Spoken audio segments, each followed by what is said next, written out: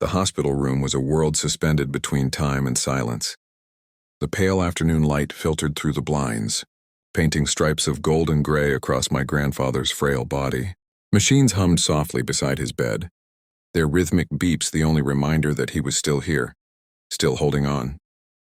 I sat beside him, clutching his thin, veined hand, trying to memorize the warmth that was slipping away a little more with every passing minute. The smell of antiseptic mixed with the faint trace of his aftershave, a scent I'd known since childhood. It felt cruel that such a familiar place could suddenly feel like a stranger's world. "Eli," he whispered, his voice fragile, like the last note of a song fading into silence. His eyes clouded with age yet still sharp with something unspoken found mine. "You need to go. To 5th and Maple next Sunday noon." His breath hitched, and he paused to gather strength. "You'll find what I couldn't."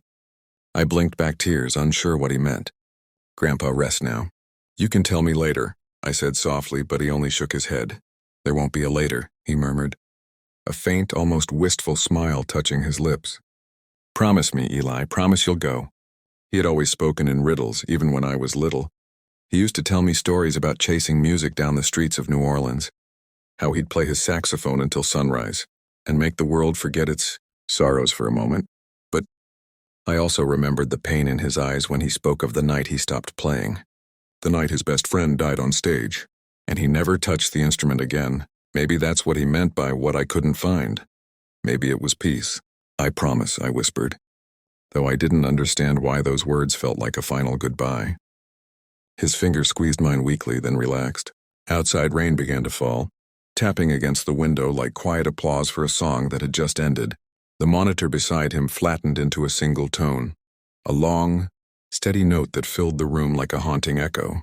My grandfather, the man who had taught me that music could heal anything, was gone, but his last words still played in my head like a refrain I couldn't escape. "Go to 5th and Maple, Eli. You'll find what I couldn't." The following Sunday arrived, draped in a gray sky that looked like it could collapse into rain at any moment. I hadn't slept the night before. My grandfather's words replayed endlessly in my mind. 5th and Maple, you'll find what I couldn't. It sounded more like a riddle than a direction, yet something about it pulled me forward. Maybe grief makes you believe in signs, or maybe I just needed to feel close to him again. I took the subway downtown, clutching his old leather notebook in my coat pocket. The edges were worn, the pages filled with scribbled song lyrics and unfinished melodies. It was the only thing of his I couldn't let go of. When I reached street level, the cold wind bit at my face, carrying with it the faint scent of roasted chestnuts from a nearby vendor. 5th and Maple wasn't much to look at, just another busy New York intersection. Yellow taxis hissed through puddles, horns blared, and the buzz of the city pressed in from every side. But then I heard it, a sound that didn't belong to the city's chaos. The low, aching cry of a saxophone drifted through the air, each note slicing clean through the noise. My chest tightened. It was his sound, the same tone my grandfather used to play when I was a child, the one that made the world feel safe. I followed the music and found a street performer standing beneath a flickering street lamp. His coat was patched and old, his hat turned up for spare change. Yet when he played, the world around him seemed to fade. People slowed their steps. Some even stopped to listen. I stood frozen, every breath caught in my throat. When the last note fell away, the man looked up at me, his eyes calm but knowing. "You're late," he said with a faint smile. I blinked, startled. "Late for what?" "For your audition," he replied, handing me a saxophone, the same make and model as my grandfather's. My fingers trembled as I reached for it. Somewhere deep in my soul, a forgotten rhythm began to stir. And for the first time since he died, I felt my grandfather's presence again. For a moment I couldn't breathe. The saxophone the stranger handed me gleamed softly under the gray afternoon light, its brass surface worn but polished, as if it had been waiting for me. My reflection trembled on its curved body, eyes wide with disbelief and fear. I hadn't played since I was 15, not since the day my grandfather's hands began to shake too much to guide mine. Music had died for me the same way it had for him, quietly, without ceremony. The man nodded toward the crowd that had begun to gather. "Play what he taught you," he said simply, his tone calm but commanding. His words pierced through the noise of the street. I swallowed hard, my fingers tracing the cool metal keys. They felt both foreign and familiar, like holding a piece of my own past. The city seemed to fall silent as I raised the saxophone to my lips. The first breath I took quivered, unsure, but when the sound came, it was soft and trembling, a ghost of the music I once knew.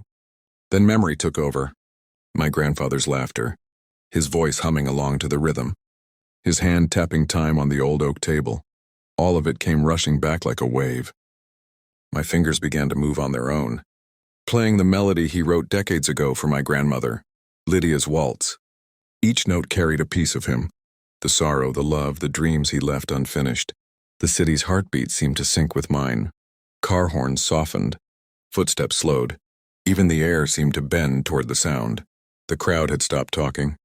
Strangers looked at me not as a performer, but as if they could feel the story behind every trembling note. When the final tone drifted away, there was a stillness so deep it hurt. For a few seconds, I just stood there, the saxophone pressed to my chest, breathless. Then someone clapped. Another joined in, and suddenly the entire corner of Fifth and Maple erupted into applause that echoed off the brick walls like thunder. I felt tears spill down my face, unashamed. For the first time, I realized what my grandfather meant. He hadn't sent me to play for people. He'd sent me to play for him one last time. As the last echoes of applause faded into the hum of the city, I stood there trembling, the saxophone still warm in my hands. The stranger, the man who had told me I was late for my audition, stepped closer. His eyes weren't cold like I expected. They carried the kind of depth that only comes from years of music and loss.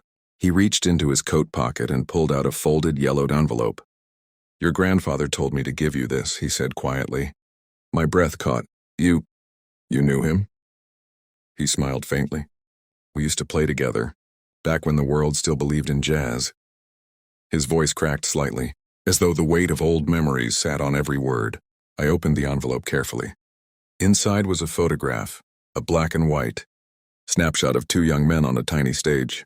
My grandfather was one of them, saxophone in hand, a wild grin on his face.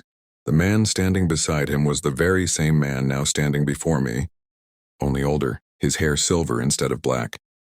On the back of the photo was a message in my grandfather's handwriting. "The world forgets too quickly, Eli. Keep the song alive.